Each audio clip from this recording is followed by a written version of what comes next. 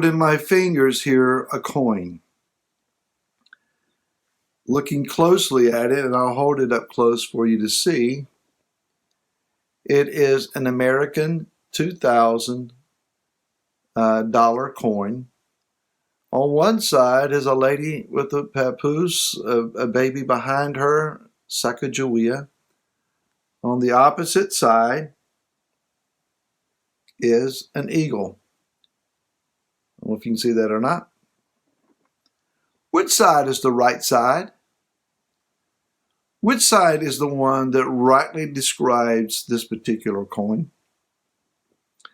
Hi, this is Barry Phillips with 10-Minute Torah, day number 3 of the Torah portion Shelach, Lecha, which means send for yourself. We come to the passage in Bamidbar, or Numbers, chapter number 13, where the spies have been sent out and they return from spying the land. Actually, they were sent as tourists, the word says. They chose to not be tourists, but they saw themselves rather as spies. And it says in verse 26, they went and came to Moshe and to Aaron and all the congregation of the children of Israel in the wilderness of Paran and Kadesh. They brought back word to them and to all the congregation and showed them the fruit of the land. And they reported to him and said, we went to the land where you sent us, and truly it flows with milk and honey, and this is its fruit. If they had stopped right there, much of what was written afterwards would have been dramatically changed. Verse 28, but, that horrible word, but, the people who dwell in the land are strong, the cities are walled, very great, and we saw the descendants of Anak there too. And they began to describe how then that the giants dwelt in the land, and because of that, even though the land was everything that Yah said it was, they couldn't have it. Caleb and Yehoshua tried to persuade the people to see things differently. 2 voices against a multitude, and they were silenced. And the people wept and cried and threw a fit and tried to go back home, home being Mitzrayim, and Yah was done with them and said, you'll die in the wilderness. Catastrophic, horrific, terrible, unnecessary, frustrating are words that you would use to perhaps describe this. On one side of the coin, it's everything Yah says that it is, and this is the fruit. We have evidence to prove that he was right. The other side of the coin says, and we can't have it. Whose report are you believing? The internet is filled with people's understanding of how these last days are going to pan out, how things are going to unfold. These are the same folks that told us about how in this past January, how that the quote-unquote fraudulent election, unquote, was going to be turned around. Whether you like the way things turned out or not, most of us not, perhaps. It's not turning out the way that it was prophesied.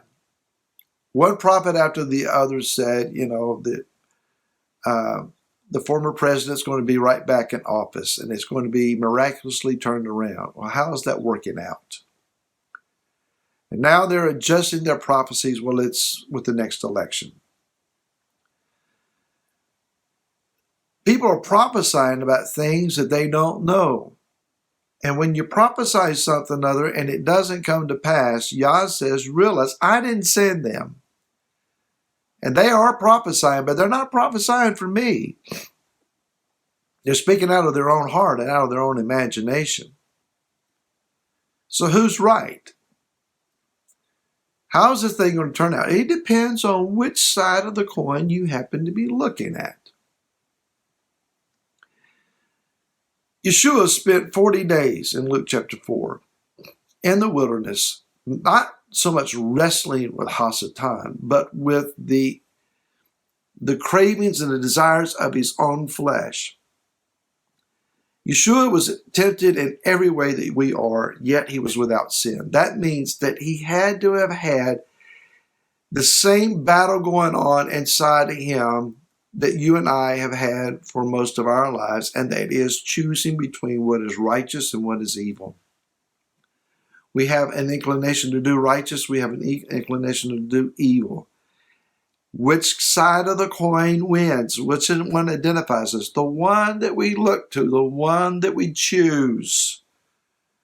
Yeshua was offered the temptation of an easy way out. You can have the kingdom. You can be the king of the earth. You can have the wealth, the fame. You can have everything in it for a price. Yeshua refused to be Satan's bought man.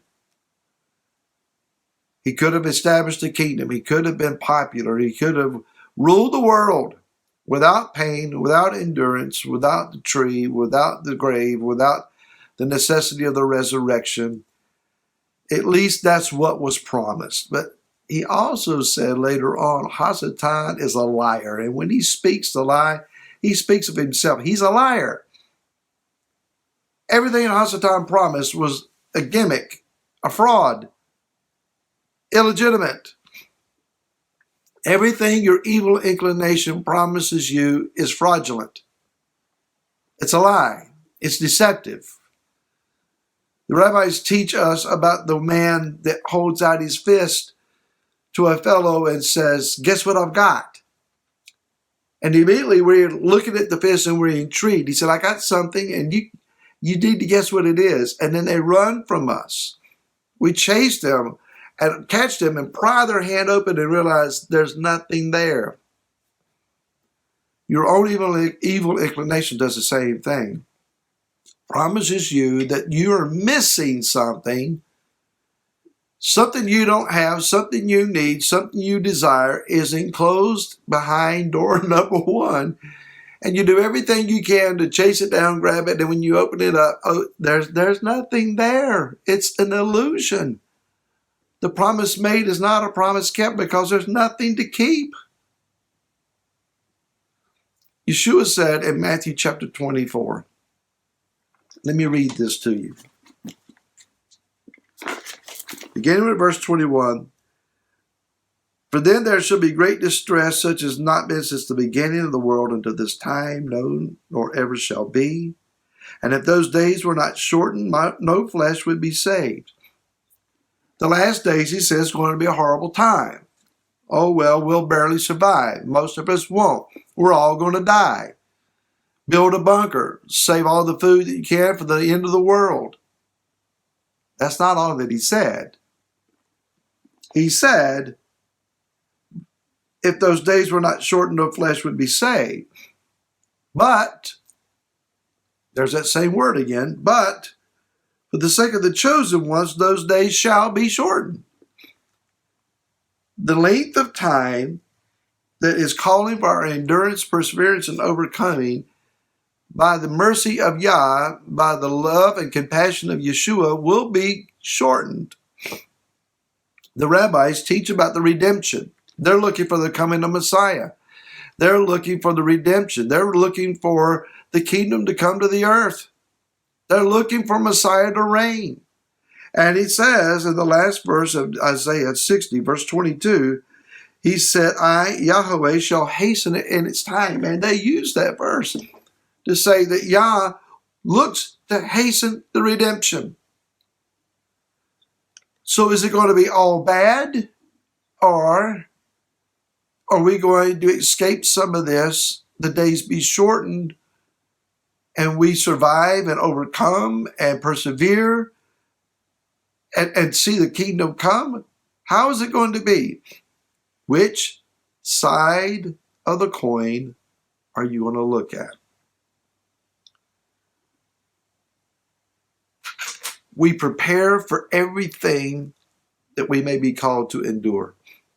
We pray, we seek his face, we walk righteously according to righteous inclination, and pray that the days be shortened, not just for ourselves, but for all of us. Be encouraged. It's going to be all right. And Yah is going to get us through. We'll see you again tomorrow. Until then, shalom.